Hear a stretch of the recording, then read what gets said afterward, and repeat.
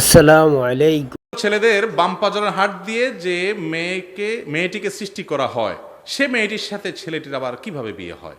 এখন যারা বহু বিবাহ বা বিবাহ বিচ্ছেদ হয় তাদের ক্ষেত্রে বিষয়টি কিরকম হবে? সুন্দর একটা প্রশ্ন। বুঝতে পারছেন প্রশ্নটা?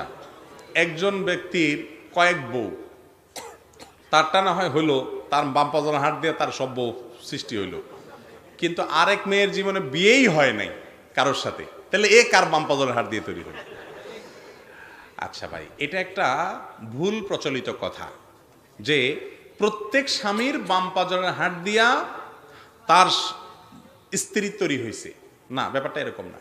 আল্লাহ তাআলা কোরআনে কারিমে বলেছেন, ওয়াখালাকা মিনহা যাওজাহা ওয়াবাসসা মিনহুমা রিজালান কাসীরান ওয়া নিসাআ।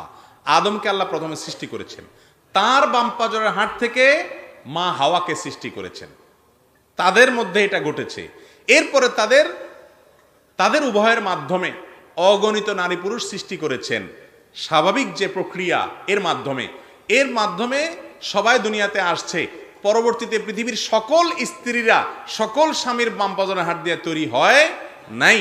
এটা একটা ভুল কথা। আমাদের দেশে মানুষ মনে করে সকল বউ তার স্বামীর বাম পাজরের হাড় দিয়ে সৃষ্টি হয়েছে। না ভাই, এটা শুধুমাত্র ঘটেছে কার বেলায়? আদম আলাইহিস সালামের বেলায়, ওনার বেলায় শুধুমাত্র ঘটেছে। বাকিদের বেলায় এটা ঘটে নাই। বাকিদের বেলায় আল্লাহ তাআলা স্বাভাবিক প্রক্রিয়ায় তাদেরকে সৃষ্টি করেছেন।